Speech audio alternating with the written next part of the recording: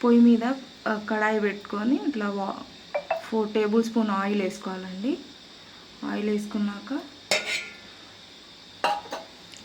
అన్నీ ఒకేసారి కూరగాయలు ఆయిల్ వేడెక్కాక మొత్తం అన్ని కూరగాయలు ఒకేసారి వేసుకోవాలి. అయితే సింపుల్గా అయిపోతుంది. ఇది క్యాప్సికము, ఇది వచ్చేసి ఆనియను, టమాటా,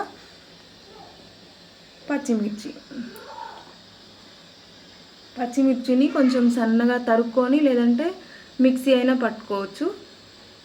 హ్యాండ్ మిక్సీ ఉంటే హ్యాండ్ మిక్సీ అయినా పట్టుకోవచ్చు. ఎందుకంటే ఇట్లా వేస్తేనే టేస్ట్ బాగుంటుంది. కట్ చేసి వేస్తే ఏంటంటే టేస్ట్ అసలు అంతగా బాగోదు. అందుకే మొత్తం ఒకేసారి వేసేస్తున్నాను. చూడండి, సింపుల్గా అయిపోతుంది కర్రీ.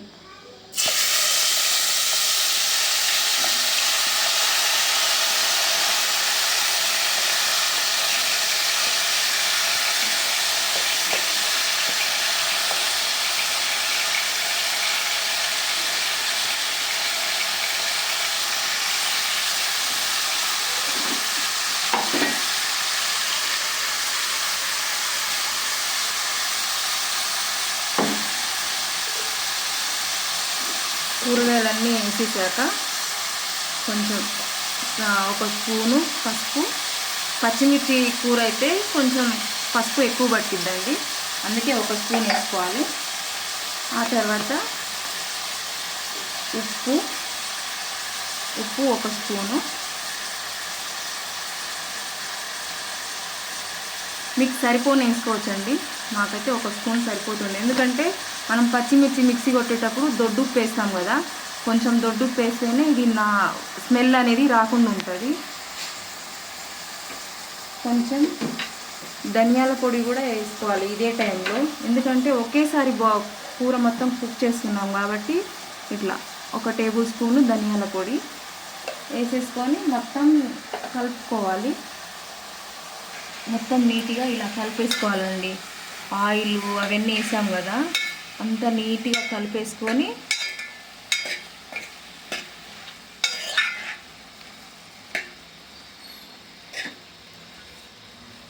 ఇలా కలిపేసుకున్న తర్వాత మూత పెట్టేసుకోవాలి. ఇలా మూత ఉల్టా పెట్టాలి. అయితే ఈ వేడి ఆవిరంతా పోయి వాటర్ పడుతుంటాయి, ఆ వాటర్ తోటే మంచిగా ఉడుకుతుంది. ఈ గెంటె కూడా అలాగే ఉంచాలి. ఈ గెంటె అలా ఉంచితేనే ఇక్కడ నుంచి కొంచెం స్వెట్ అనేది వచ్చేసి ఆ స్వెట్ తోటి బాగా ఉడికిద్దండి. ఎక్కువ ఆయిల్ కూడా పట్టదు, తొందరగా అయిపోతుంది. ఇలా కొంచెం మగ్గాక కొంచెం కొబ్బరి పొడి ఇలా వేయాలి. కొంచెం కొబ్బరి పొడి వేసుకొని మళ్ళీ సేమ్ కలుపుకోవాలి.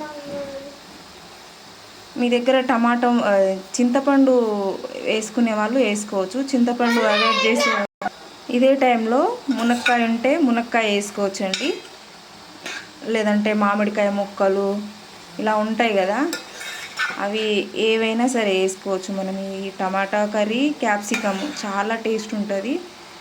కొంచెం పుల్లగా కావాలంటే కొంచెం చింతపండు వేసుకోవచ్చు.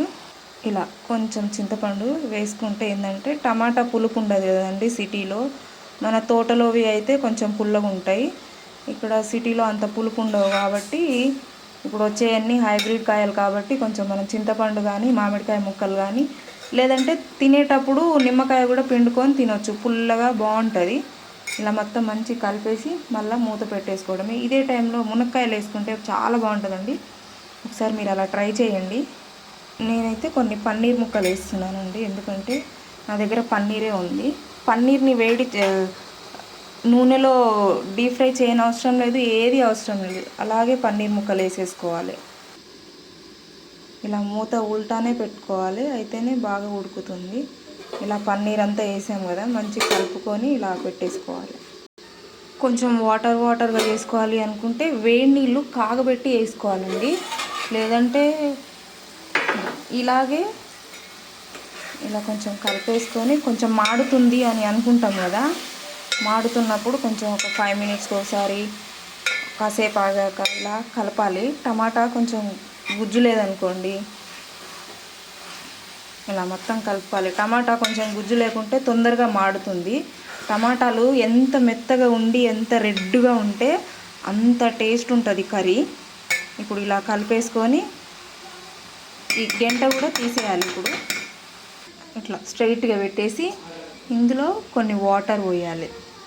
అయితే ఈ వాటర్ వేడికి మనకు టమాటా అయినా సరే కూర అయినా సరే మాడకుండా ఉంటుంది. ఎందుకంటే ఈ వాటరే కిందికి ఒక స్వెట్ రూపంలో వెళ్తాయి. ఇలా పాతకాలం వాళ్ళు వండేవాళ్ళు, మా అమ్మమ్మ మా అమ్మ ఇలాగే వండేవాళ్ళు.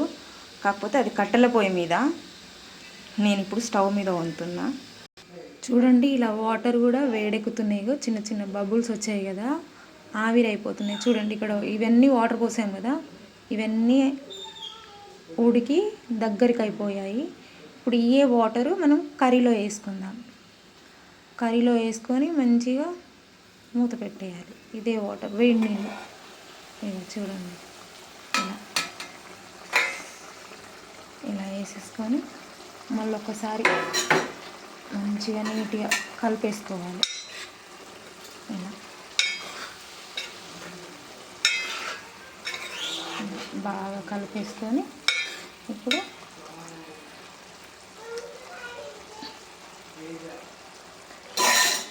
ఇప్పుడు ఆయిల్ బయటకు వచ్చేంత వరకు మూత ఇట్లా ఉల్టా పెట్టేసి ఉడికించాలి.